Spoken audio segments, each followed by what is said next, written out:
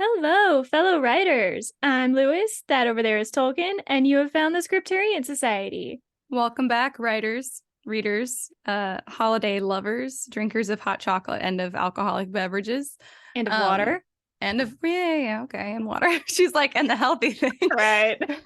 That over there, the water drinker, the habitual addicted water drinker is Karissa Harlow, aka Catherine, aka Lewis. I'm Ash O'Rourke, aka Tolkien. I drink a lot of water, but I don't like it all that much. Do you drink water, fellow writers? Gee, I hope you do. I hope so. Or at least something with water in it. Otherwise, how are you still here? I know. Well, that's what Javi says. Everything he drinks, my husband is like, it's got water in it. And I'm like, okay, but well, how much? Exactly. He's like, I'm drinking like a ton of soda that has water in it. And I'm like, it does. But I think the caffeine and the sugar kind of counteract the effectiveness. It's like ocean water. There's water in ocean water, but it'll dehydrate you. See, there you go. I'll just use that one with him next time. Yeah. Anyways, Karissa, how's your week been? It's been good. Let's see what happened. The puppies got groomed, so all of Luna's feet match now. Because she had That's the one. A shame. I liked Little Paw, which is one Little cute. Paw. Also, so we were calling her Littlefoot, and like the day after the podcast last week's episode came out, someone whose username was Littlefoot followed us on TikTok, and I was like, what's going on freaky. Here? Yeah. Ooh, I've been watching a lot of true crime stuff, so I'm like, ooh, do we have a stalker? I'm not gonna lie, that would make me feel like I'd made it. I know. I don't want one, but I do. Does that sound terrible? I mean, they're a very serious thing, but it's like a measurable sign of notoriety to some degree. Exactly. That's what I'm saying. I have also been watching some true crime shows though. Southern Gothic is something on Hulu. Would recommend. It's only 6 episodes. I don't know if there's going to be another season, but it's about crimes that took place in small towns in the South. Like That's murders stressful. and stuff. Yeah. There's like every episode opens with someone saying like, this doesn't happen to us, it always happens to someone else. I'm like, at some point you got to stop thinking that way. It's true. It's very, very true. Wow, how stressful. Yeah, but I like it. It's fun. It is really funny too. So I was watching it with my parents, and one of the women, like, she gets killed and she gets ambushed at her door. That's like how it happens. And my dad like paused the show and he's like, this is why we remain aware of our surroundings at all times. And I'm like, got it, Dad. Thank you. He's like, a learning moment here. Yeah, exactly. Yeah, I have a deep paranoia of that happening. So yes, I mean, me too, obviously. Have I told the story yet? We were at GCU in college in Phoenix, and the Super Bowl was there that year. And the Super Bowl and Phoenix are like prime sex trafficking locations, right? The Super Bowl, all the police are at the Super Bowl, so it's a great time to kidnap people. Not to say you should do that, but you should be aware. And Phoenix is a really big hub for sex trafficking because it's very near the border, and if you get to another country, it's really difficult to find people. So the Super Bowl being in Phoenix, I was like, nope, I am locking myself in my room for the duration of the weekend, and I'm done. I remember that. Yeah. So, and I didn't get kidnapped. I'm not leaving my house. I'm not stepping foot outside my house. And it worked. I stocked up on food. Exactly. I was fine. I mean, so was everyone else I knew, but I was fine, and that's what matters. That is too funny. So yeah, I'm rediscovering my love of true crime stuff, which is cool. That's fun. I kind of am too. Yeah. That's so strange. Yeah. I go through phases. Yeah, it's weird. But anyway, I think that was my week. Like I had to make a stressful doctor's appointment call today. Not that there was anything stressful about the call. It's just that calls are stressful. So that's what I did. God, I spend so much time on the phone. I almost wish I did so that I could get over this, but having to go to new places and having to make phone calls stresses me out so much. And like, I am solidly an adult. It shouldn't, but it does. Going new places still sometimes gets me. It depends. I'm afraid I'll get lost. For some reason, I was very intimidated by the post office for some reason. No idea why, because here's the magic phrase that will get you through anything. I don't know what I'm doing. Can someone help me? And I've realized that, you know what, a lot lot of people actually don't know what they're doing. Mhm. And the people who do okay. know, they want to look cool for knowing. So guess Right. what? There's ample help around. Gosh, So that's it's so fine to true. not know. Yeah. Yeah, I've gotten to this place now where I ultimately had to like leave a message with the assistant of the doctor. And I like she'd given this list of stuff you're supposed to leave, like your name, your phone number, your birth date, or whatever. And I literally just halfway through the call was like, I think I just told you everything you asked for on the call, but if not, I'll tell you when you call me back. Oh my It's like gosh. I'm just unashamed now. And now every time I get lost, I am just like, I guess I'll wander around until I find something. And I don't feel as weird about it as I used to because I have to tell someone I'm lost. I feel like that's okay. It's not the most embarrassing thing in the world. It's really not. Everyone's doing it. It doesn't matter how long there's always going to be something you haven't done yet, and you're always going to have to do it. And it's going to be scary until you've done it. Or intimidating or just annoying. So and a lot more people are in that boat than are not. So true. Yeah. So that's comforting. Hopefully, if you guys are also struggling with things like that, it's not just you. Oh, and it rained. And I love rain. And I always forget that it rains in the winter. It's not technically winter yet, but it's close. I don't know. It just feels like such a summer thing. So I woke up. We get a lot of fall rain here.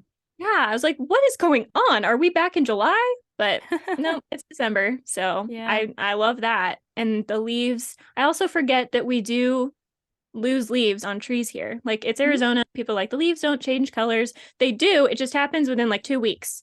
And so same here. But I'll just drop in the same week that it turns. So it's chaotic for a couple weeks and then it's done. So I always forget that too. I've lived here my whole life. I still forget. So that's been fun. I still forget too. I've been here for like the last 5 years and I still forget that that's how it works. Because I was like, wow, all of the leaves on the tree are still green through all of fall. Now that we're almost into winter, we're like on the cusp of fall and winter. Now the leaves all changed color like last week and they're all falling off this week. So same. Yeah. It's fun times. But yeah, that was my week. How was your week? Fun. Fine. I'm very tired. I don't know if you guys can tell if you're watching this on YouTube, but Karissa looks cute. She's wearing a little bit of makeup, a cute little lipstick over there. I am not wearing any makeup and I'm glistening with humidity because my house is humid and it's humid outside because this is Texas and December should not be this hot outside. This isn't when we got a couple weeks of nice, cold, frosty weather and it was amazing. I'm wearing my Just a Girl Who Loves Anime, Cats, and Ramen shirt. So that's nice. Very specific. It is very specific, but I do like all of those things. So, and I weirdly wanted this shirt forever. So I treated myself to it a few months ago when it went on sale. Nice. My animals got neutered, 2 of them last week. So that's right. If you guys hear a yowling meow from beyond the door, it is because Raul, our outside barn cat, he is inside right now in this big old crate with all of his stuff. Because I don't know what he does when he's outside. And you're supposed to keep him inside. You're supposed to keep them inside for 10 days after they've been neutered, which is a lot. Because I had previously only heard that like for when you get an animal spayed. And I was like, yeah, that makes sense if they've been spayed because it's more intensive procedure. The neutering procedure is not that intense. And so I was like, dude, seriously? But I can't let him outside. Even though I think he probably is healed enough, he could go outside because he still has to keep wearing that cone for a little while. And I think he's going to get caught on it and he's going to choke himself. So I don't know where he goes and or if he gets in a cat fight. I don't know what he does with his day. Whereas Winchester, our giant fluffy baby dog, he is enormous. He more than doubled in weight when we took him to the vet. They were like, is he over 50 pounds? And I was like, well, he was almost 50 pounds the last time we went to the vet a few months ago. So they weighed him and they came back out and said, so he's 96 pounds. And I was like, oh, my little 7-month-old puppy's 96 pounds. He's so big. He is. He's so big now. But he was a bit of a nightmare inside just because, especially with the cone on. And I have bruises all over my legs from him slamming into me because they gave him the biggest cone they had because he's got a thick neck. And so he's just been slamming into me and everything around with the cone on. It's been a very annoying. But all he does outside is sleep on the porch. So yesterday I just let him outside. I was like, you're fine. You've almost had all your medicine. You're healed up. You're still have your cone on. I'm not worried about you choking on something. There's no other animals on our property he can get in a fight with. So I think he's perfectly fine. So that's exciting. And I get my puppy tomorrow. So I have a 4-hour drive to pick up puppy and 4 hours back. And I could not be more excited to get Ruby. So it's going to be fun. Yeah. Her picture is so cute. She sent me I the know, picture. She's so she's cute. so cute. She's got little sad eyes, but she's a golden retriever, so I know she's not sad. They almost never are. They just So caught her in a moment where she looked calm. exactly. So I'm super excited. I think that's pretty much it. I'm just tired. Oh, there was my bathroom looked like an actual crime scene, because sometimes when they describe, like when you're listening to true crime, because I've been listening to true crime and stuff again lately, they'll be like, and there was blood everywhere, so much blood and I'm just like thinking, like sometimes I think, I don't know what that looks like, like to like stab something or get stabbed and blood goes flying. I'm like, I can't even comprehend. I know that that's what happens, but I can't comprehend the practicality of that. Now I can a little bit, because Flora has been bullying Sybil. We traded my dog for my sister's cat, and Sybil's such a sweet girl. And Flora, she's the smallest of all the cats. She's older than Yennefer by like a month. And I think she is maybe a couple months older than Sybil, but she's the tiniest physically. And she's so weird. And she was perfectly fine with Sybil for the first few weeks. I don't know what's been going on this last week, but she's just decided she's going to be a bully. And so Flora keeps going after Sybil. And I keep saying, don't do that. That cat could hurt you if she wanted to. But as it is, Sybil is literally throwing herself down on her back and lifting her paws up in like submission. And then when that doesn't work because Flora won't stop, Sybil just tries to run away somewhere. And I'm like, this is so sad. And I'm so disappointed. Flora, do you hear that? I'm talking about you right now. So disappointed in you. But anyways, I had just gotten out of the shower yesterday, was fully naked. Flora went after Sybil. I saw the whole thing go down. I was wearing flip-flops because my house is covered in sand. It's like I live at the beach without the bonus of being at the beach.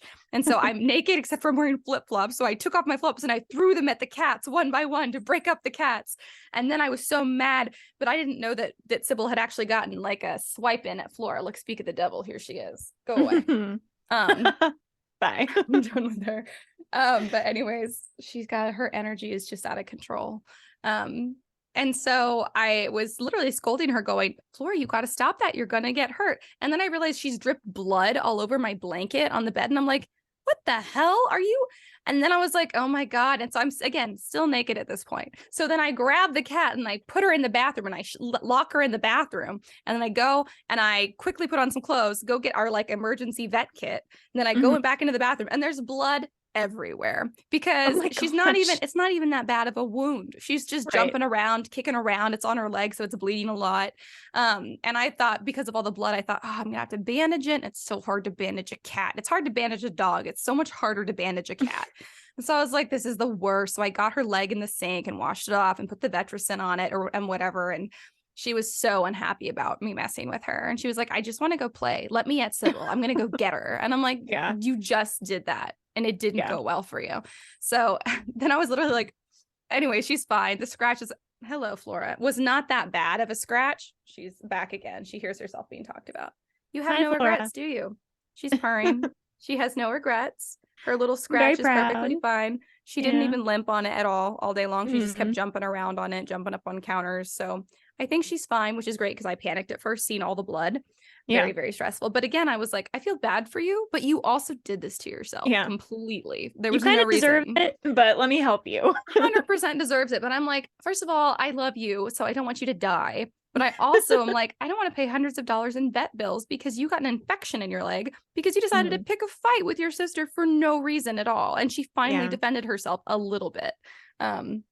Anyway, so then I was literally, I was wiping blood up and there was so much blood with like a paper towel wouldn't get it. And so it was like smearing blood across my bathroom counter and then smearing blood around the floor. And I was like, ew. And then I like sprayed the floor and used more paper towels. And then I was like, I guess I have to get the mop. So I was like mopping up blood from the bathroom. And then I still had to go over it again. And there's probably still blood in there. And I'm just like, oh my gosh. I am just picturing like Javi coming home being like, surprise, Ash, and finding you just cleaning blood out of the bathroom. Like, what happened here? It's so sketchy. I was like, if for any reason I'm ever suspected of a crime, they're gonna like go take the little UV light or whatever, and they're gonna be like, "There's blood everywhere," and there's blood under the tiles because the tiles in our bathroom aren't like fully flushed. And I'm like, yeah, it's cat blood. I'm going to be like, test that shit. I swear it's cat blood, and not from like a weird cat sacrifice, but because Flora's a dick.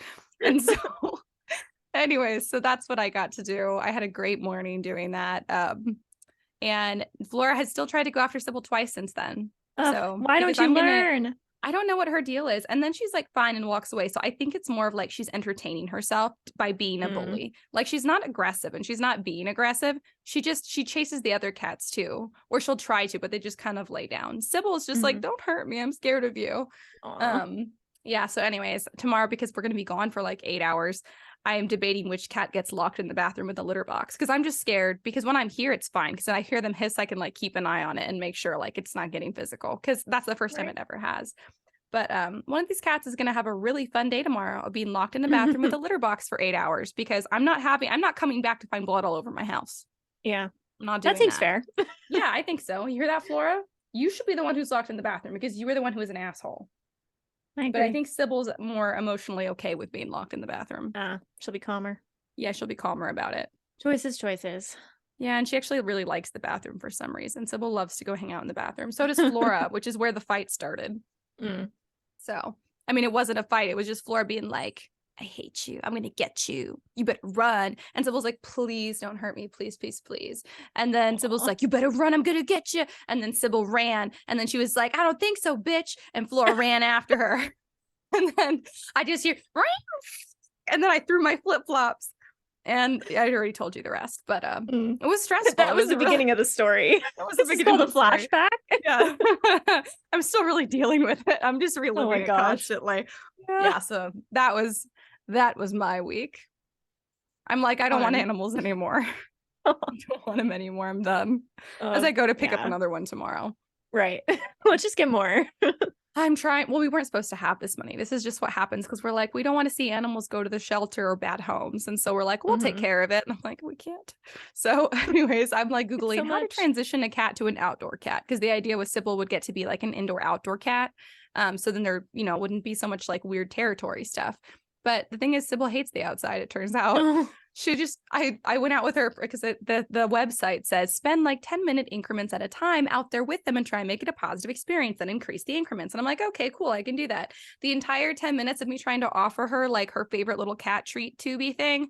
And she was just her walking around meowing and standing up on her back legs and scratchy scratch on every side of the house trying to get back into the house. And then when I finally was like, it's been 10 minutes and I go back in, she runs back inside and hides under the bed. Oh my gosh. So. This cat is me. That's me. She's like, don't make me go outside. Don't make me go outside. Yeah. What was that? Oh, that was Raul. That meow. So now I hear so many meow. My house is insane. And then Flora wouldn't go away. So if you guys heard clanking, it's because Flora's up here knocking into all of her father's stuff. I'm going to pop you right on the nose. You better be nice. She's like, you would never do that to me, Mom. She's like rubbing up against my ankles. Like, you still love me. I do still love you, but I also hate you. So I think that's being a parent. That's fair. I know. Anyways, okay. I said I was done with my week. That was my week. Do we have any book recs? We don't, because I still haven't read. I think at this point, I've just given up on my Goodreads goal, which is a big deal for me. It's not that I'm not going to read anymore, but I'm not going to make 144 books. I think I'm at 130. I think that's there. Okay. I feel okay so about many. It is. It really is. You wrote several books this year, so I don't think you have any room to judge yourself at all. I agree. It was just a long process to get there personally. So I have this big stack of books to read. And they're kind of mocking me. And I go through these weird mood swings. I think I've talked about this before, where I'm like, I'm either in a reading mood, a writing mood, or a social mood. But in between those moods, I just go completely bored. And I'm like, I have nothing to do. And of course, that's not true. I have a lot of things I could do. But I literally sat and stared into space for like 5 minutes yesterday, just like, what do I do? And I was like, I could read. And I sat there and I was like, I don't feel like getting up to get the book. And I also don't feel like starting the book. I'm like, what if the first chapter is really long? And then I commit, and because I don't like stopping in the middle of chapters. Yeah. And it was just this whole process. And like, normally if I'm going to read a book, I'm like, oh my gosh, I'm so excited. Let me get through like the first 5 chapters. But I was just struggling to think about getting through even one. So I was like, don't ruin the book for yourself. Just it sounds like your brain just needs a rest. Like just let your brain sleep a little bit. Yeah, that's probably a good idea. So anyway, I didn't read anything. So no book recs. No. I don't think I have another book rec because we've gone to every other week and I was just being lazy and giving my book recs for whatever we were reading on TPBC. But I can say this. I finally met an author and went to a book signing. Yay!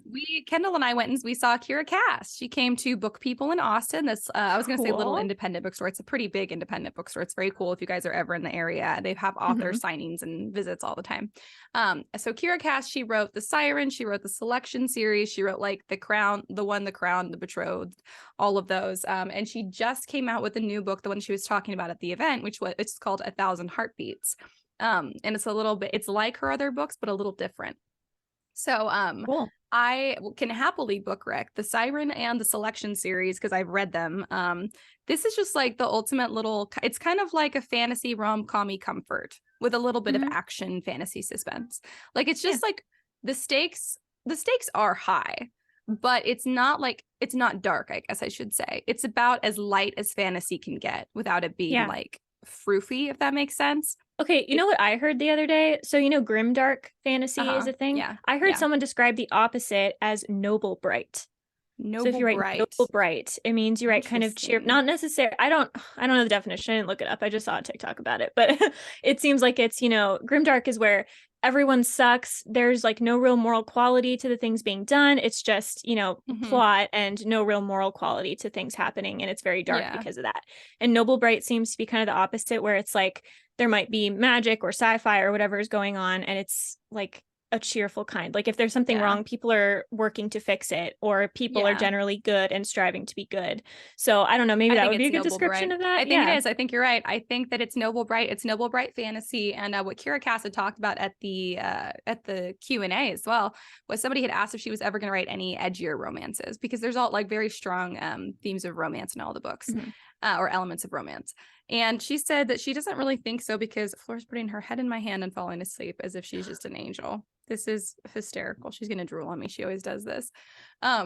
Anyways, she's never done it while recording before. Sorry to diverge.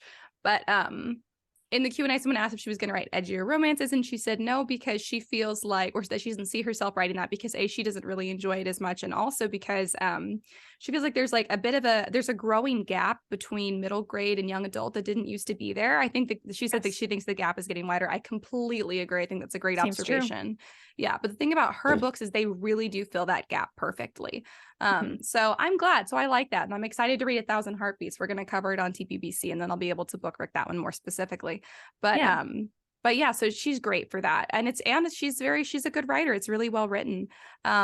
So I highly recommend. It's very comforting. If you're like, I want something that's not boring but is comforting and that's like a good book, highly recommend anything by Kira Cass. Go check her out if you haven't. That's my book rec. Nice. Yeah, I haven't read any Kira Cass. I mean, I know her books. The problem is that the selection became so big at one point that I like got spoiled for it, and I don't really read books once I've been spoiled for them. And then I also listened to your TPBC episode on The Siren, so I was like, now I've been spoiled for that one, which is my own fault. But maybe one day when I kind of forget the spoilers, maybe I'll read them. See, I didn't read it when it was really big, because it was really big and everyone was reading them. And I was like, I absolutely refuse to follow a trend. And so instead, I didn't read it until I was well out of college and doing That Pretentious Book Club. And turns out it's delightful. We covered the selection on TPBC, and then I enjoyed it so much and so unexpectedly that I had loved The Siren. And it's not that I thought I wouldn't like it. I just didn't think I was going to go home and go, oh my God, I have to buy the last two in this trilogy right now. And I did in ebook form, which I never do, because I was like, I need them stat. Now. I need them now. And I read them in like a day. So It was delightful. I enjoyed it immensely. Yeah, so there's my book rec. What about our word of the week? Our word of the week is Bombinate. Ooh, Bombinate. I like it. I like it. Yeah, Bombinate. And it means to buzz or hum. Aww, so like Bombinate. Your car could bombinate, or your cat could bombinate. I don't know. Do they hum? I don't know. Flora does sometimes. Flora makes a lot of weird noises. Yeah. So I think of bees, like bombinating bees. Bombinating bees. Oh, that's adorable. I like that. Also alliteration. Yeah. Is also fun. I like to bombinate to the music. Yeah. I like to buzz and hum to the music. Yeah. That's good. Yeah. Maybe I have a future So- in Bombinate beatboxing. Absolutely. Thank you. I like how you Yeah. really took it seriously. You were like, I really want her tell to the truth. feel like she's been heard, even if I Mhm. don't think it's smart. Yep. I'm gonna support you. Thank you. Thank you. Anyways, should we get into our theme for this episode? Yeah. So we're going to talk about antagonists. And you might be saying to yourself, oh, but you already had an episode on villains. Right. Because those are different things. And I Yes, think they people kind of equate them, and they are often the same thing, but they're not always Necessarily. the same thing. Yeah. Right. It's true. So we're going to talk about that. So I'm going to start off just by saying, I know that like villain origin stories are a big deal and people really like them. And I know people are starting to write like morally gray main characters and maybe some like bad people main characters and stuff. And I always hear them describe this as the main character will be the antagonist. And that's not true, because that's not possible, because protagonist just means main character. Protagonist doesn't mean good person. It doesn't mean the hero. It doesn't mean good guy. It means the main character. Antagonist is the person or thing, and we'll get to that, that is against the main character. So if your protagonist is a bad person, the antagonist is the good guy. The antagonist is the hero. So I feel like that's an important distinction to make, because it bothers me when people kind of get that wrong. So you can't write a book with the antagonist as the main character, because fundamentally making them the main character would turn them into the protagonist. And then everything kind of switches that way. I also think that it is possible to have a more complex story structure as opposed to a simpler one. So it's not always an easy, like, here's the protagonist, here's the antagonist thing. Thinking like Game of Thrones, there aren't really any good guys or bad guys. You might pick a side, potentially, but everyone kind of has this equal like role in the story, and they have good and bad traits and all that kind of stuff. So in something like that, I think you're looking at protagonist, antagonist in chapters, because Game of Thrones is written in different points of views across chapters. So if you have a Jon Snow chapter, Jon Snow is the protagonist of that chapter, and then whatever the White Walkers or whatever is going to be the antagonist, and so on. And so you can have multiple protagonists and multiple antagonists, and if you have a more complicated story structure, your protagonist could, like, in different points of views, turn into the antagonist and vice versa. But that's just having a more complicated story structure, and that's fine. There's nothing wrong with it. It's okay if you can't pin it down strictly. But just note that if there's a main character, that's the protagonist, not if there's a good guy, that's the protagonist. So that's the point I want to make. I agree. I think that's a good point.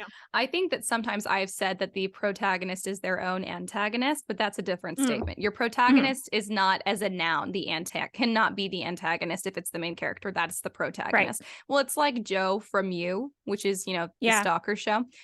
He's still the protagonist. Yes. Is he often his own antagonist? Meaning, is he creating his own conflicts? Is he creating his own obstacles? Yes, because that's called being a human being. So that just depends whether that's true, whether you would say that of your main character or not. Kind of depends on how much the obstacles your character creates for themselves feature into the plot of the story. It may cause a lot of problems for them. It may not. But typically your protagonist will have at least one big overarching antagonist, which if it's for a series-wide thing, they might not even realize what it is or who it is until the end of the first book. Couple other antagonists going on, as well as some antagonistic forces within themselves, an internal antagonist. But again, they're still the protagonist, and those are really not going to feature unless it's really impacting the plot. Not like everyone has their demons, and that should definitely be part of your character's character development, but it's also like that's part of the character development, not part of the plot for most characters. It will affect their actions, but that's that. But yeah, I was thinking about this earlier today, and I think for me, the fastest, clearest way to say the difference between an antagonist and a villain is, because that's our topic, is I think a villain is morally corrupt and or morally deranged, like evil. And an antagonist is causing problems for the protagonist. Yeah, they might be good, but still in a kind of butting heads type of situation. Yeah, exactly. Yeah. A villain is someone who is wrong, is someone who is evil, even if they don't see it. Because that's the thing too. You do want to write a villain who in their own mind thinks that they're right. but the rest of us can see that that's morally deranged, that their moral compass is super broken. Your antagonist could have a somewhat broken moral, well, everybody does, so should have a somewhat broken moral compass, but they don't have to be like a fully deranged evil character, you know? Right. Like, what's her name in The Court of Thorns and Roses, that villain, she is a villain.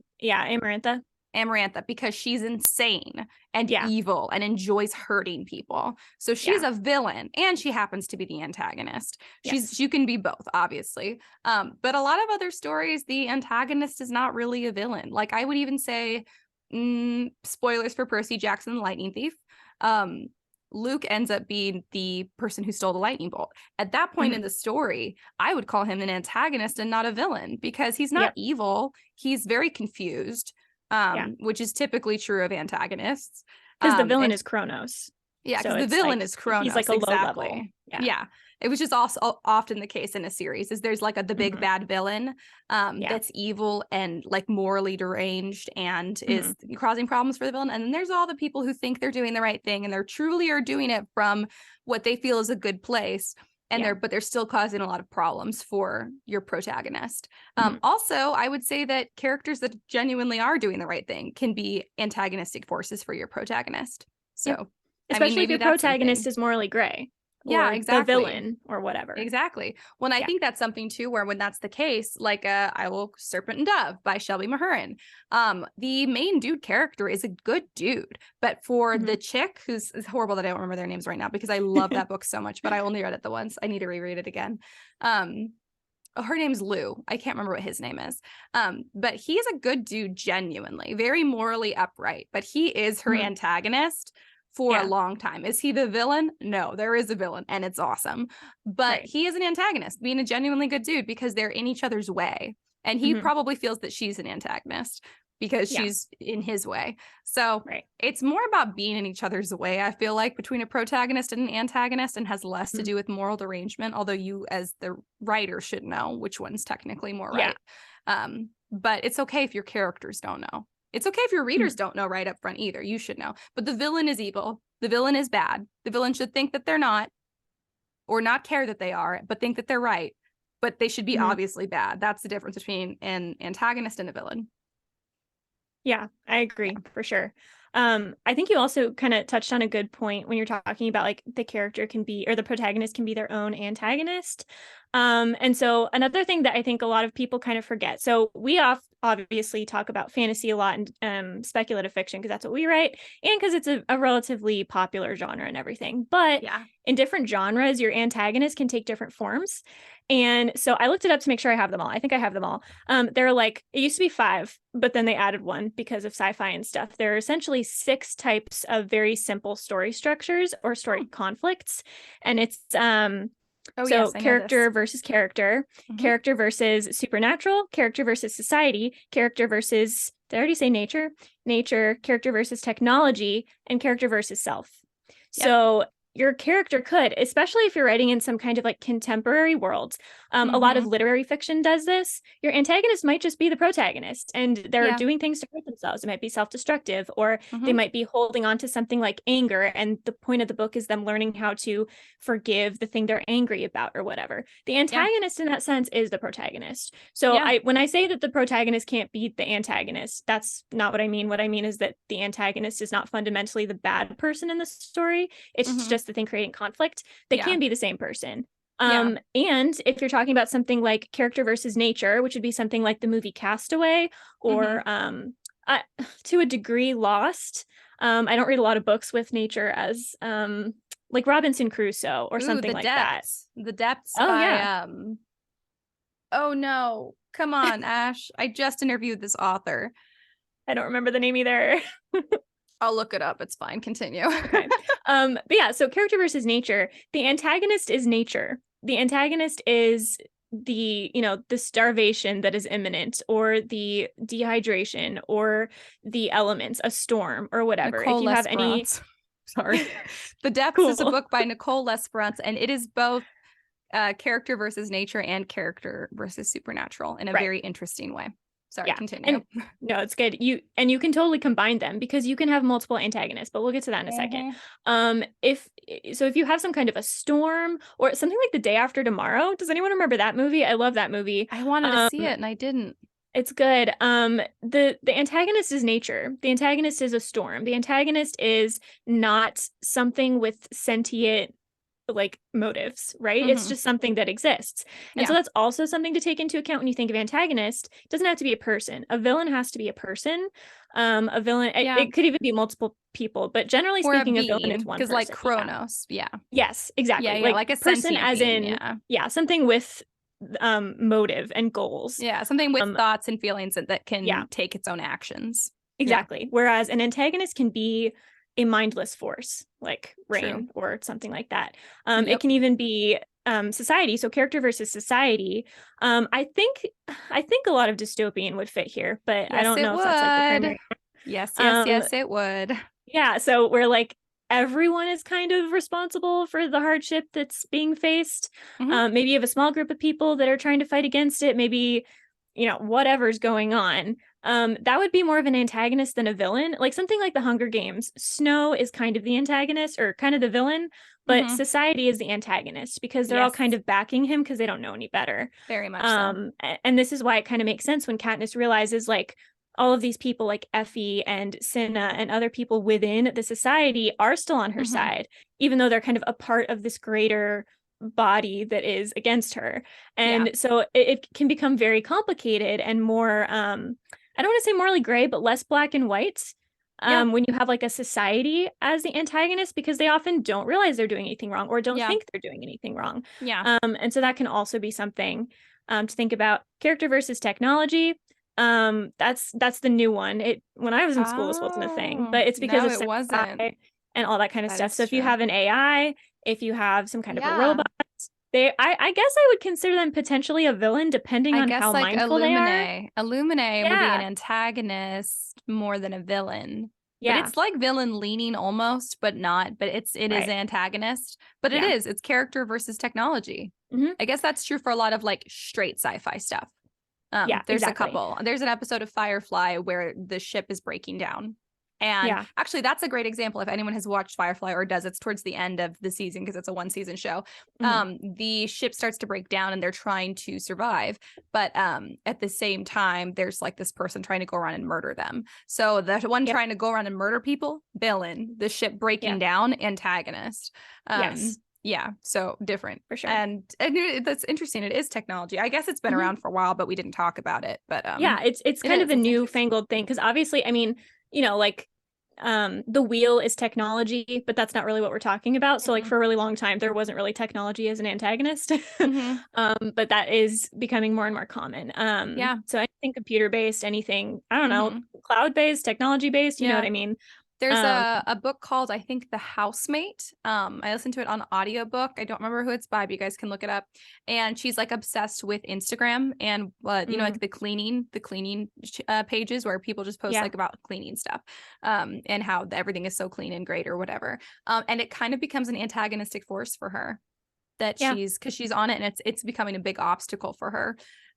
Because again, it doesn't have to be good or bad. It can just exist. If it's in the protagonist's way, it's an antagonist. If there is a rock that your protagonist trips on more than twice, that rock is an antagonist. There can be a lot of antagonists. Exactly. And then the last one, like character versus supernatural. Obviously, I always think ghost, but this would also apply to horror. It would also apply to a lot of fantasy. I don't know, is a magician character against supernatural? I always view that as character versus character, but it just depends on I guess how it depends if it's that antagonist's magic that makes them so much of a threat or their personality, I guess. I don't know. Who's calling it could the shots. be both. Then just like the depths is both nature and supernatural. It could be both as well. Exactly. And so if it is a ghost, because that's one that comes to mind, I think that's more antagonist than villain because ghosts tend to be kind of mindless or kind of stuck in their ways. But it depends on how deep the character is. So are they a character or are they a force? Here, I'll do another. I'm just all the books are in my head today. Another spoiler for The Madness Underneath. Mm-hmm. Okay, that's a great one. It's about the ghost of Jack the Ripper comes back or Oh. whatever. Except that, spoiler again, it's not really, but it is like an evil dude. However, that's one that could have easily just been like an antagonist, like a ghost that thinks they're doing the right thing. I would think that character, the ghost character, was so morally corrupt that it counts as a villain. Yeah. But it could have swung the other way if he wasn't quite so morally corrupt. But he was. Right. And so I would say that he was a villain. And that Yeah. was a supernatural one. Yeah. Yeah. So really with all of them, it just, I guess antagonist is a wider range of things than villain too. Is something villain, it has to be like a person or an entity of like of some kind, someone with thoughts, someone with goals. An antagonist is just something the protagonist is struggling against. Yeah. And a villain is morally corrupted. And an antagonist doesn't have to be, or they could be partly, but usually a villain is significantly, like more than your average Joe. Joe from you. Way more than him. Or I mean about him or whatever. Yeah. Morally corrupted. So I agree. I think those are like the two big things. Yeah. And there should be multiple antagonists, by the way. Exactly. And that's kind of what I want to talk about now. So like obviously when a lot of things that you talk about in writing kind of simplifies things because you have to start small to learn how to build something complex. But like having a story, like my story is going to be character versus nature. Okay, but there should also be like some kind of subplot or some kind of underlying maybe secondary conflict going on. So like if you do have character versus nature and they're stranded on a desert island, I think that's the most common one. Maybe they're also struggling with some kind of personal issue, like how they like Lost. yelled. Yes. Or like they yelled at their family before they left. And so now they can't forgive themselves for that. And so they're like thinking about maybe I should just let myself die here. That would be character versus self. And so you have that kind of subplot to lean on as well. In a series, like you said, with the Percy Jackson series, with a lot of book series, especially fantasy, the antagonist kind of will be a precursor to the villain. So you can have in book 1 or 2, however many books you have in the first couple, you have an antagonist like Luke, or I'm trying to think of a quick example. Oh, like a Quirrell in Harry Potter, right? They're somewhat morally corrupt for sure on both those counts, but really they're just the antagonist that's like paving the way for the villain that's going to come later. And so you should have, even if you have this big bad villain that you're not going to reveal in book 1, you have to have an antagonist. It can be character versus self. It can be character versus nature. And then it develops into something with a character versus character type of villain conflict. But you still have to have some kind of antagonist because the antagonist is what gives the story conflict and therefore intrigue and interest. And that's why things are happening. I mean, a story where everything is going well and you're just talking about how great this person's life isn't going to be very interesting. No one's going to want to read that. That's basically what fluff is. And it might work in like a novella or short story form after you've already written a really beloved series or like as an extra, but it's not enough to make a story. You have to have some kind of antagonist. It doesn't have to be a person. It just has to be something big enough that the main character is struggling against, and probably multiple things. I think character versus self is a good thing to kind of stick into any existing plot because that's exactly what I was thinking. Everyone is struggling with something with themselves. If you think you're not, then that's what you're struggling with, is that you think that you're not. You are. Yeah, for Trust sure. me. So I think that's a good, if you're struggling to find some kind of secondary one, I think that's a good one to lean on because it's very relatable. It's very real. And it's, I don't want to say it's easy, but it's going to be the kind of thing where if your character has flaws when they're dealing with any other kind of antagonist, that's probably going to reveal something about how they're dealing with themselves as well. And so it can be an easy branch to jump off of.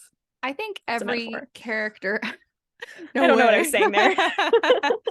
I think every character should have a character versus self type of antagonism going on. I don't think that maybe controversial opinion. I don't think that should ever be the primary antagonist unless you're writing something contemporary or literary, because it's frankly just not as interesting. And also like, unless if you're not writing in literary or contemporary genre, that's not what your readers showed up for. They did not show up to see a character versus self antagonistic, play out thing. Yeah, true. But I think maybe that's also why describing your protagonist as also the antagonist, unless it's contemporary or literary, doesn't make sense, because yes, there should be some elements of character versus self. It could even be like the second most, like the second biggest antagonistic force in the book. But that's just a part of your character's development, and that's just part of your character's background. All of that should be included when you're building your character, because every human being has issues within themselves that make their own life harder. So maybe they have trust issues. Maybe they have the opposite. Maybe they're too trusting. Maybe they're selfish. Maybe they're prone to lying. Maybe they're a coward. Like whatever it is, like every character has at least a few things that they're getting in their own way, because that's called being a human being. And hypothetically, when you're writing a really satisfying book or satisfying series, some of those really big issues within the character should be resolved by the end. So they've conquered that antagonist as well. But that's why I would say, unless you're writing contemporary or literary fiction, describing your protagonist as also the antagonist, I don't think it works in any sense. Even if you do have character versus self, I don't think that makes sense. That's not it a works part as of a subplot, but not as the main it's a part plot, of the subplot, but not part of the main plot. And it doesn't ever make them not the protagonist still. But I think that's a really important thing to think about, is if your character, and actually, you know what, this is, as an editor, I have seen this a lot with more amateur writing, not in like a mean way, but I think the characters that fall flat and the plots that feel kind of thin are the ones where there is no character versus self tension. There should be, because again, that's being a human. So to write authentically human people, you need to include some kind of conflict that they have with themselves or something about them. The Woman in the Window, that book that got really popular, they made into the Netflix show. She's struggling with alcoholism, like the whole book through. Okay. So that's a really visible character versus self one, because she is creating her own problem there. That is versus herself, but it's also, she doesn't have full control because she's not fully aware of what she's doing and how to stop it. And it makes the bigger plot even harder. So exactly. And that character versus self can play like varying roles. Like it might just be an underlying thing. It might also be kind of a reveal about the main plot.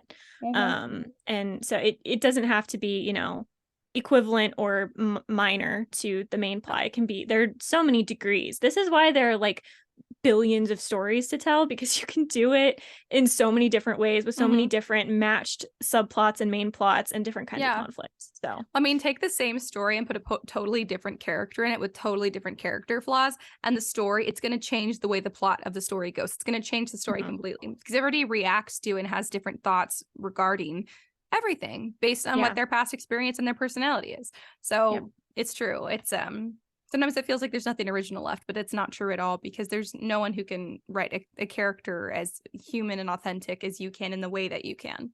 So, and if you do feel like your story is kind of falling flat, you can think about these 6 like conflict structures and say, okay, maybe I'm writing a fantasy, but maybe I can add an element of character versus nature, and that would be different. Or I think that's a great idea. Yeah, or character versus technology, if it's some kind of fantasy technology. Supernatural also could be some kind of like curse or spell. It doesn't have to be a ghost. That's just one that always comes to my mind. A prophecy, perhaps? Yeah, that can all be the supernatural. And so put those into genres that maybe they aren't normally associated with. It still needs to make sense, obviously, for your world and your story. But maybe think about a way that you can put society or nature into a fantasy book, or technology into a dystopian or something like that, because that can mix it up in a way that still feels very authentic, but is also new and special in that way. I agree. I think it's a great opportunity to mix things up. And if your story feels flawed, it could just be because it's lacking a third dimension, which could just be another subplot. And subplots, every plot revolves around a conflict. And so if you need another subplot, pick another conflict. What's at the heart of every conflict? Something antagonistic, an antagonistic force or person. So you just it's kind of building backwards. It's kind of deconstructing what a subplot is and then adding back in those elements. And the conflict, for me at least, feels like the biggest part. Like when I'm like, like planning out a book, or I have an idea, my biggest problem is I'll usually have a concept, and then I'm like, okay, well, what's the conflict going to be? And if I can't think up a big enough antagonistic force or antagonistic forces, plural, then I can't take it anywhere, because you don't have any direction to go. So it is super, super important. As important as your protagonist is, it's that important to have interesting antagonists and or a villain as well. I won't say and a villain. I don't think you should ever have just a villain. I think you should have antagonists and a villain. Exactly. Villains are Yeah. essentially just a certain type of antagonist. So Yes, if you have exactly. one, you need the other two. Yeah, it's like the category is antagonists and a subcategory is villains. Exactly. Yes. Yeah. So a good example of this, it just occurred to me. Did you ever read The Young Elites by Marie Lu? No, I didn't, but it's been on my list. Okay, it's so good. I would highly recommend. It's a trilogy. I love everything she writes. But Didn't she write Legend? yeah, You loved Legend? I did. Does that I surprise you? I didn't love it. I didn't think it was very well written. Really? Sorry, Marie. I did not All think it was right. very well done. But I do have been wanting to Disagree. read The Young Elites, so Yeah, I'll give it another shot. Sorry, do Marie. it. The Young Elites is just so different because it is like it kind of masquerades as this very normal, kind of typical girl discovers she has magic and then has to fight, the bad guy kind of thing. But it twists. I'm going to spoil it a AKA the little best bit. plot ever. I know, right? Yeah. It kind of twists because she ends up being the villain and kind of turning dark. And so she, as still the protagonist, all of the antagonists are the good guys. And so I think this series, if you're kind of struggling to figure out like antagonism, this is a good series to kind of read and study to figure out how kind of she did that, because they're, all these people that you're like, gosh, they are the good guys, and yet you still kind of want them to lose because they're her antagonists. Yeah. And she also has this character versus self thing going on because she's like, am I the bad guy? Do I care? And it's just it's so interesting. It's so cool. Yeah. So I think that's a good one to kind of read or look at, think back on when it comes to antagonists, because the line is not so clear in a book like that. Or a series like that, I guess. I think so. I think that looking at those fringe examples is a great way to kind of just like to break through that idea that there are antagonists, villains, and protagonists, because we all have, I think, I think in school, like elementary school, middle school, we're just kind of taught like the basics, which is what you need. That's you need the basics. And I don't think a lot of us think beyond that. So looking at the fringe examples like You or The Young Elites, or something where the main character is maybe in any other world would be the antagonist or even the villain. Those are the great examples to kind of just break you out of the mindset, to show you that, yeah, there's always one protagonist, but the protagonist doesn't have to be the good guy, and the antagonist doesn't have to be the bad guy. Right. And the villain and the antagonist don't have to be the same thing. So. And this is, again, a difference between like YA and adult. YA and younger tend to have like these clear moral lines, so you can have a villain as the main character. Adult books tend to blur the lines a little more. So like I said, Game of Thrones is such a weird example because there really isn't a protagonist. I don't even know that there's like a group of protagonists, because the point of views will change throughout the book. New people come in, like 3 books in, people will get killed off, and so they're no longer a point of view character. And so like protagonist and antagonist is really blurred in something like that. And I will say I like story structures like this. I do think you should have a good grasp of the more simple type first. It's not that you have to write it. The hardest to execute is that. Yeah, because the lines are so blurred. There really isn't a clear line of what's going on, and you can. And that's the way humans are. Yeah, exactly. You're reading it and you're like, gosh, I really love Jon Snow, but then he'll do something morally bad, or the bad guys he's fighting against will, reveal that they're actually really good in this one particular way. And you're like, okay, well, now I don't know what I think. And I mean, that kind of stuff is really good to get you thinking about your morality and your worldview and stuff, which is why I like it. Yeah. But it's very hard to write because you have to make sure that people are not black and white. And it is easier to write black and white. And there's nothing wrong with black and white, because I do think certain things in life are black and white. But it is also okay to go a little more complex once you understand the simple. Yeah. And I think adult fiction does give you more room to explore the not so black and white elements of that. I feel like, and you can correct me if I'm wrong, because I don't read a ton of adult fiction. It seems like when it comes to protagonists and antagonists, especially in a series like Game of Thrones, it's more like for like a particular event or a particular conflict in the story, there's a protagonist and an antagonist for the conflict. And then it keeps changing as there's different conflicts and different events going on. So just completely way, way, way more complex. I have not written anything adult. Well, I've written one thing adult, but it was contemporary. So I didn't have all of that, because contemporary is typically not quite the same. But sci-fi and fantasy for adults typically is like that. Like I'm thinking Dark Matter, Firefly, none of those protagonists are good guys. They're all not that great, to be honest, but it depends on the conflict that they're dealing with. And those are shows, by the way, not those are not, it's true, like books. But I think it's just, adult fiction and adult storytelling, we're willing to be more real about people. Not even willing to be more real about people, but I think we've assumed that you've grasped the idea of like what's right and what's wrong that's in YA, which actually I don't think that that's true. I don't think people have grasped it. I think we could use a little bit more of that in adult fiction. I agree. But people don't go to adult fiction for that. So again, it's serving your audience. You want to give them a story that they signed up for. And that is what people expect from adult fiction, is a lot more complexity. It's very, very intimidating. I don't know how people do it. Someday I feel like I'll it would be a write lot of something work. fantastic, You gotta like plan out everyone's actions and like kind of what's going on, and you have to build a lot more background for your characters, like what that character and their society in their past. So then you have to like look into what antagonists have they had prior to when your story starts. True. So you have to get into all of that. It is so much more complicated, I feel like, because of the expectations your readers have. It has to be more complicated. So oof. Yeah. I know. So, but it is also something to keep in mind, whatever your age range is that you're writing for. It's not that like middle grade and YA should be simple in the sense of boring, because that's not what I mean. Complex does not mean good, and simple does not mean bad. And simple doesn't mean inauthentic either. Exactly. So if you're writing middle grade, think of Harry Potter, think of Percy Jackson. The lines of morality are much clearer, and you have characters like Snape, or you have characters like Luke that still make readers think, but the conflict type or the conflict style are relatively simple, and YA gets a little more complex. So you probably don't want to write a Game of Thrones level antagonism thing in YA, because it's just really complicated. You want to understand that most of your readers are teenagers. That's who your target audience is, and it's not that they're dumb, it's just that they don't have the groundwork to maybe deal with and understand that level of conflict yet. And so you want to meet them at their level instead of, challenging them so much that they can't grasp anything. Challenge them, but not so much that it's essentially an adult book now. And if you're writing adult, it doesn't have to be complex. You can have a more simple structured adult book. But if you want to go more complex, that's really the place to do it, because readers are going to be, of course, older, a little more mature. They're going to be able to follow those kinds of storylines and understand those types of moral quandaries a little bit better. I think so. I think it's also, I mean, you want to think about what's authentic to your audience group. You have to write what's authentic to what middle schoolers know about being a middle schooler. Okay, they're in middle school. They don't know that much shit. Like, that's okay. They're not supposed to. Thank God they don't yet.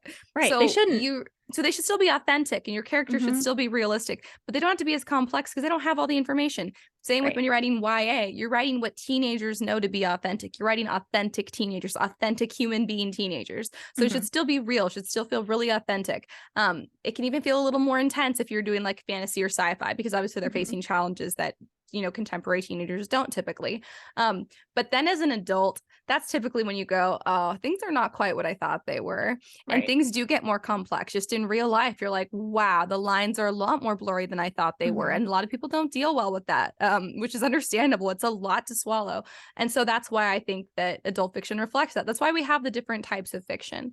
I do think it's important to write specifically to your audience, which is actually something Kira Cass in her Q&A, I felt like she kind of made a good point. She went on about it a little while, and I think some people didn't super jive with it, but I thought she made the good point, which is that YA has become basically NA in a lot of ways, and it really is a big difference between a 16-year-old reading YA or a 15-year-old reading YA and a 19, 20, 21, 22-year-old reading YA. It's not a lot of years, but it's a lot of maturity. Exactly. It's not a lot of years, but it's a lot changes about what you think and feel about other people, about yourself, about relationships. Those are like huge, those years, especially if you're a chick, no offense to dudes, but like there's studies shown that like women mature really quickly, especially during that period. So for YA fiction, there is a big difference between YA and new adult. And so I really respect that Kira Cass is trying to keep to pretty strictly YA, because we are getting less and less of those. Does it make her any less of a good writer? Does it make her characters any less authentic? No. I think it makes it more authentic to the genuinely YA readers. If you're going for new adult readers, that's okay. Just know who your audience is. And also just know that in the querying process, if you're querying at an agency that doesn't have an NA specific agent, you're probably querying the YA agent. But I think it's important to know for yourself what your audience is and who you're writing to. Because the moral, that's almost like the level of moral grayness you can include in your antagonists and your villains. It changes.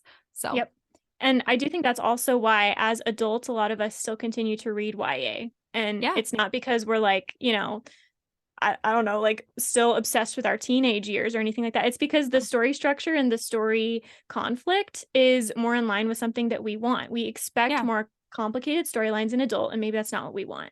Yeah. Maybe we want To me, it something doesn't more feel like an focused. escape. If I go Yeah. for an escape, I don't want a world that's just as messed up as mine. I want to Right. go for a world where good is good and bad is bad. Right. And there's a little bit of moral grayness in there because that's Mhm. authentic to what I know. But it's not so authentic to my real world that it's not an escape. Yeah. You can take Yeah. any topic and explore it in various types of ways. It can be from the perspective of the right way. It can be from the perspective of the wrong way, and you're making a Mm-hmm. point about how that goes. And Yep. so it's just, if you like to read YA, if you're a teenager or an adult, if you like to read middle grade and you're still an adult or anything like that, it's probably because you connect with the conflict style. And so I as think you're so. writers, just be aware that yes, teenagers can handle more complex storylines sometimes. And Mm-hmm. if you're writing middle grade, there are kids smart enough to handle maybe more complicated storylines in those genres. But what is your target audience? And Yeah. what are they there for versus what they can intellectually understand? Yeah. Those are Don't going to be rush them different. along. They'll get Yeah, there. Don't rush exactly. them. Yeah. Exactly. So because I read Game of Thrones the first couple books when I was in high school, and I Uh, like them because I like the different kind of story structures and all that kind of stuff. mhm. But it's still not my thing. Like I don't know Yeah. that it was ever going to be strongly my thing, and that's fine. It's not because I'm immature. It's not because I'm not smart. And if you like reading something higher, more complicated, I guess I should call it, it doesn't mean that it's higher quality. Yeah. And I think sometimes I think this is what's happening in YA is that a lot of authors feel like I have to make things complex and morally gray to be intellectual or to have Yeah. something important to say. And you don't. You Yeah. can No. say a lot of things in a lot of different ways. And Yeah. so you can do that in a simpler story Mm-hmm. structure, and that's not you Yep. being a bad writer or your readers being dumb. That's Yeah. just what they like, and Yeah. that's okay. Again, Kira Cass. I'm an adult Mhm. woman who read her books, and they Yeah. are what feel like younger YA in spirit. Their characters are not younger YA. It's just what you call, what was it, Noble Bright or whatever? Yeah, Noble Bright. Yeah. It's not It was grimdark. it's not grimdark. It was Noble Bright. And that just means Mhm. the conflict and the antagonist as well. It was not so morally gray and complex. And I'm a grown woman. I still like to read it. I know Spoon's over Mhm. on That Pretentious Book Club still likes to. The Siren, the Selection series has an enormous following. Kira Cass has Yeah. a huge following. She's so popular. She's been popular since the Selection came out. Yep. So you can still be successful and write authentic stuff that people really enjoy without being super morally gray. If that's what you want to Yeah. do, definitely go for it. But don't feel like you have to, because you Yeah. can be successful not doing that. And right now, I think I've said before, you always want to look for what there's space for in the market. You don't want to, ideally, you wouldn't want to like add, write something or query Repeat something that's, something. yeah, repeat something or add to a pile of like, we've got a bunch Mhm. of morally gray fantasies right now. Yeah. So hypothetically, that would be a harder thing to get published.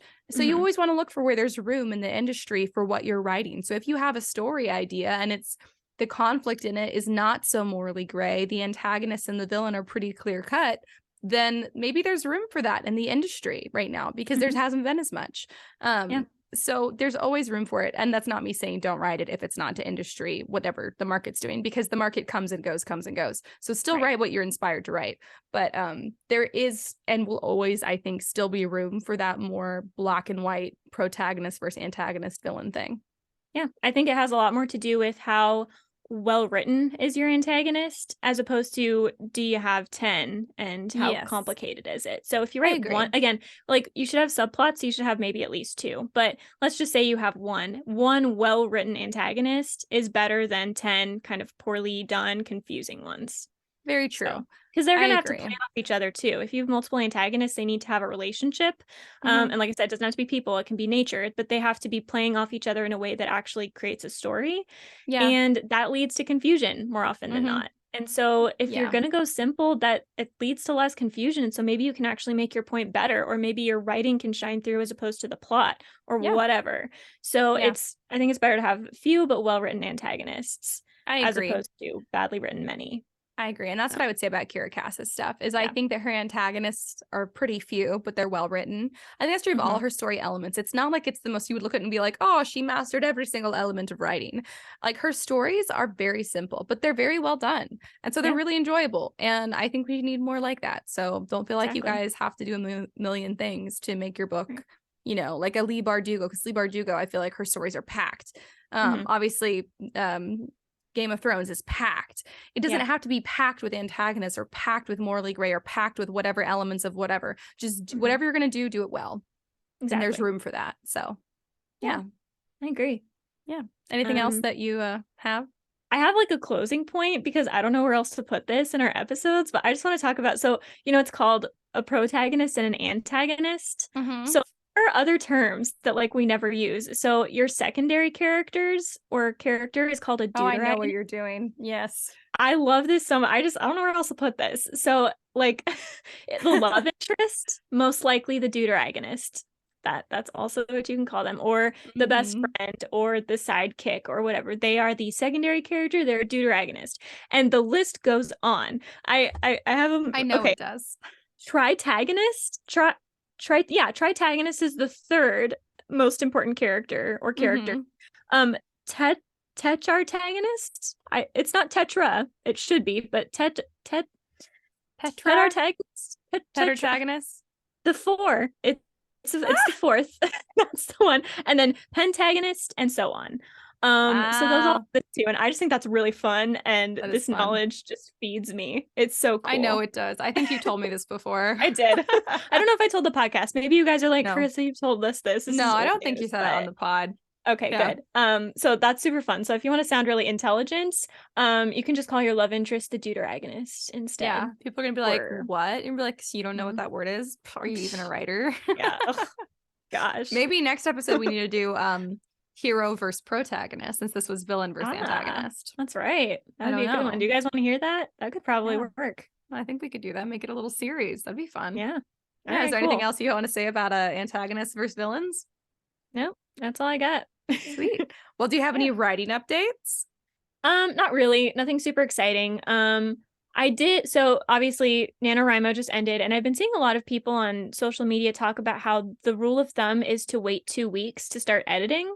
Mhm. And I don't like fully agree with it. I get what they're saying. What they're saying is give yourself a break so that you can come Mhm. back to it with fresh eyes. And that's going to take Yeah. about 2 weeks. I agree. I totally am for the idea of resting your work in progress and coming back to Yeah. it later so that you have fresh eyes. But I tend to like to do an edit immediately after so that I don't forget the things I want to change. And so I'm still in the same kind of mood or zone or whatever. Yeah. And that's normally what I do. But I was really struggling to edit this book because, like I said, it's so sad. And there was like this strong part of me that just did not want to go back. And I finished early. So from NaNoWriMo. And so I'm discovering now I'm kind of in the mood where I'm like, okay, I think I can edit it. And it is about 2 weeks since I finished it. So maybe there is some truth to this. Interesting. So yeah, I have only just started, but I'm going back and kind of, there are like, I have a list of like 10 things.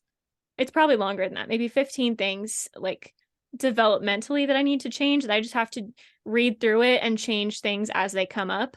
Mhm. But I'm only focusing on 2 on this edit, and I obviously can't tell you what they are because no one's gonna know what I'm talking about. But I'm focusing on the 2, and it's mostly focused on like clarifying the character motivations. I can say that, I guess that makes sense. Nice, yeah. So that's what I'm doing. I'm only like 10 pages in, but that's what I've been doing. Fun. 2 weeks out from my first draft. So hopefully I can get that done soon and then give it some space and come back. So Yeah. Well, that's progress. Progress Yeah. is progress. I love that. Yeah. Fun. Yep. So that's it. What about you? I am so happy to report, you guys. Yeah. I finally, probably for the first time in years, you guys. So trust me, there's no judgment here for how much y'all do or don't write. For the first time in years, I wrote 2,500 words of a brand new book.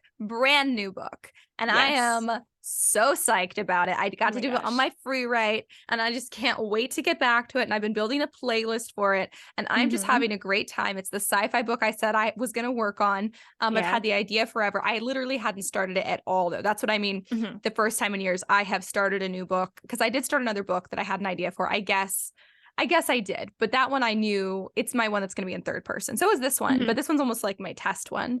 The other one is the one that I think is going to be really, really good. So I didn't even write 2,500 words of it because I'm like, I'm not ready. I'm not ready for that one. But this one is still, it's really fun so far. I actually think the plot, because I plotted it out in advance, and I think that it's actually pretty decent. I'm super enjoying it. So I'm very happy with myself. I just found out that I have Friday off, which is very exciting. That's when this comes out. So when you guys are listening to this, I will very hopefully just be typing away all day. And hopefully I'll get a big chunk of it written on Friday because I have just I've been killing myself at work, working through lunch, trying to finish all my stuff early. Because I was like, maybe I can, because I've been working through my lunch. I've been like, maybe I can take my lunch break and write on my lunch break, but there's been so much to get done because it's the end of the year and there's stuff I want to get done at my job that I get paid for before the new year starts and I have new stuff to do. And some of this stuff has deadlines. So I've been working through lunch and have not gotten to take a break to write. So I'm so excited to find out that I have Friday off and I get to write. And so pray for me, you guys, that I actually can do that. I need the good energy because because it's hard because I'm sure I'm going to wake up Friday and see all the chores that need to be done. But and I'll have new puppy, which is very exciting. But other than puppy, I think it's just going to be a puppy and writing day. And I'm very excited. And hopefully I'll have more news for you guys next week and not just I didn't get any writing done, which is what it typically is. But I'm psyched. It is a sci-fi, so that's fun. It is extremely hard to get sci-fi published, so I'm aware of that. Okay, but I got to write what I have while I have inspiration. And I'm trying to convince people to go on a writing retreat with me. Karissa. That's right. I'm aware. I really want to. I picked a location that's halfway between us. I think it'll be wonderful. I know. So I'm very excited. I want to make it happen so bad. I've never been on a writing retreat. Neither have I. I think that would be awesome. So what I have realized over my complaining every single episode for the last, 60, this is our 65th episode for 65 episodes, is that truly to get a big chunk of my writing done at once, I just have to not be at my house. But I also don't want to be out in public because then I also have to go back to my house. So I need to be like away somewhere and not away with family or friends who are gonna, not that you guys aren't my friends, but like on like a girl trip type thing, because this isn't. Like if we're all there with the goal to write, you know, and there's no distractions and we just hang out in like a really like nice, peaceful environment, I think I'll actually get a lot of shit done. And so I think, anyways, and I've always wanted to know if a writing retreat really, really works. I would think hypothetically, after all my complaints about not having space or time, that carving out space and time for myself should be a solution. So I'm really trying to make this happen. I'm very excited about it. So hopefully we can, because I'm jazzed. I know. I'm excited. I texted a couple other of my writer friends about it, just, because obviously the more people we get, the cheaper it'll be for everybody. And they've been like, maybe I need more details. And I'm like, I don't have them yet because I need to know how many people are interested. Oh, yeah, you did too. But then you and I talked about it more. So I wasn't even including you that time. But yeah, you did. I did. Because it's not even that I don't want to. It's that I need to know the cost because money is obviously a factor. So, but of course you don't know that until you plan it. So. I know, until you plan it. So that's the thing. Well, and I figured that probably you and me and Kendall are the main ones who I think that we all, if we can make it work, I think we would all go. And then I've texted my other friends they're either not as into writing as much, or I just don't know if they're going to be interested. So I'm trying to find an option that you and me and Kendall could afford if it is just ends up being us. So then it will be even cheaper and less of a financial burden if we do get more people. So that's the idea. So all the ones I sent you should take a look at. I know. I haven't looked at them yet because I know once I look at them, I'm going to get really excited. And I'm like, I need to carve out time for that. So I know. So you should. And it is exciting. But I also give you access to the little like wish list. So you can add locations if you see some. Okay. Cool. But all the ones most of the ones I picked, I think were like halfway between us. But we could look elsewhere as well. It's up to you. Yeah. I found a place in Austin that's like a tree house. I know. That's actually inexpensive. And I'm in shock right now. So, cool. I mean, you would have to come all the way out here, but I'm like, in that case, if we did something like that, then maybe we would just cover the cost of that and you would just get your plane ticket. You have to travel. So that's always an option too. Not that all of our listeners need to hear all this planning, but I'm very excited. I want to go on a writing retreat. I've always wanted to. And I have these wonderful friends who are writers. And so I'm like, why are we not all going on a yearly writers retreat? So gosh, it's so cool. Yeah, we can do this and then we'll just tell you guys how it went. And then we can yeah. say absolutely do a writing retreat or absolutely Yeah. not, which I Or feel like would kind be of the a answer, waste of but time. I yeah. feel like that's not going to happen. But Yeah. so I'm very excited about that. And I'm for the first time in a while feeling very optimistic about writing, which is Yeah. nice. Because I've just Good. been so cramped for time and energy. It's just I haven't been. I've wanted to, and then I've just felt guilty for not writing, which is not fun. I mean, here's the thing. I know that I've had like this really awesome writing year, but literally it was a drought for several years before that. So That's it's how it not always even, like, goes. I feel like maybe you're comparing it to me a little bit because Well, I always have a partially. date. But that's just because you caught me on a good year. Like No, I know. Well, not that's the thing always. too. It's also just that I miss it. Like when I wrote these Mhm. 2,500 words of this new book, I was like, oh my God, I feel so much better. Just They're nothing so feels as good. good as like just Yeah. getting on a roll with it. And Mhm. of course, a week before I was like, maybe I'm not meant to be a writer. And then I was like, I'm going to lose my mind if I think that way, because that's the only thing that I have long-term cared about. And then I Yep. was like, well, I'm going to write this new idea I had, and I wrote 2,500 words. And I was like, nope, I love it. It's the best thing in the entire world. Still It's got it. wonderful. Still love Still got it. Yeah, exactly. So it's Yeah. fun. You guys, Mhm. you're never done being a writer. Even if you're like, I've left that life behind me. Guess what? I I doubt haven't. it. I I really know. doubt you have. Okay, real fast. Did you ever watch that show In Plain Sight? It's about the they're like WITSEC, the witness protection program. No, I Okay. haven't. There is one episode that I've only seen like probably collectively 15 episodes of the show. But in one of these episodes, like so witness protection is obviously you witness a crime and then they move you so that like you can't be killed so that you Yeah. can testify and stuff. And one of the girls that witnesses the crime is a writer. And so when Ooh. you go into witness protection, you can't go into your other career field because that's how people can track you. So she's not Mm-hmm. allowed to be a writer anymore. And she's just devastated. She's lost. She's like, I don't know what to do with my life. And so she eventually decides to leave the program and risk someone killing her so that she can be a writer again because she can't live, like, she's miserable without it. And I'm like, I wish I could show everyone I've ever known this episode because that's how I feel. And I don't know how to communicate that to people. What an amazing person. Yeah. Wow. I don't know what I I love would it. do. I I know. genuinely don't know. I mean, I'm it's not the telling only you to thing that I leave the care witness about. protection if you need to be in No, no, it, no, no, but no. You it's guys, like, no, we how do want you you to leave safety that? first. I don't Yeah. know. And it's I like don't anyone know. you don't take with you, you have to cut contact. So like if you have a husband and kids, you are not allowed to contact your in-laws, you're not allowed to contact your parents, you're not allowed to contact anyone that you've ever known except for the people that go into the program with you. I'm like, that is so hard on so many levels, but also the career thing because that's the only thing you're good at. Yeah. That's like the thing you specialized in. So Yeah, anyway, that's it's so hard. crazy. The only other careers I can think of that I would want as a career, I would still want to write while doing them. Mm-hmm. And I would have to get like a degree and pay a lot of money to do them. And they wouldn't make You any know, money. a couple episodes back, just red pen point real fast now that you reminded me. I said something about how if I wasn't going to be a writer, I would want to be the person that lives on and takes care of a cemetery. Do you remember that? Yes. It's called a sexton. I A remember now what it's sexton. called. That's what it's called. Ooh, So a that's what I'm talking about. sexton. Oh I my know. God, Karissa. Don't make it weird. But yeah, that's what I would do otherwise. And I wish there was some kind of a cemetery nearby because that would Interesting. be a great job to do while writing, not Yeah. just instead of. So you get housing, Interesting. you just take care of the graveyard and you meet Huh. interesting people, I assume. So anyway, that's what I would Interesting. do. Huh. Hmm. Yeah. That's fun. Yeah. Mhm. Well, is there anything else we want to say to the listeners? No, No? Sweet. maybe. All right. Well, if you guys enjoyed this episode, if there's something else that you guys want us to talk about on here about writing or whatever else, you guys can message us on social media. We're the Scripturient Society. We're on Instagram and TikTok. TikTok has a bunch of funny writer videos. So does Instagram as well, and a bunch of tips on Instagram. Tips and tricks, and if you missed an episode, there's little summaries on there, so you guys didn't have to miss out on what we talked about. You guys can message us or you can email us at contact@storysirenstudio.com. And exciting news on storysirenstudio.com or the scripturientsociety.com. Either way, you put it in, you're going to get there. We have a Christmas sweater up. It's And so it's cute. exciting. It's got lights all over, and I think Love it it. says he sees you when you're writing. He yeah. sees you when you insert method of procrastination here. Yes, I yes. think it's And so I forgot cool. it. I came up with it and I forgot it. Yeah, But I so think it's good. pretty cute. It's up Mhm. there. It'll be up there for a limited time. When the holidays are over, it's going away. So go and grab yours now. That's Mhm. also a great way to support the pod if you guys like what you're listening to. Yep. I think that's pretty much everything we've got. Don't forget to leave a review below if you liked us and share us with your writing friends. If you guys have gone on a writing retreat, let us know how it went. I want to know. If you guys have ideas for that, please reach out. We want to hear it. Until next week, keep writing.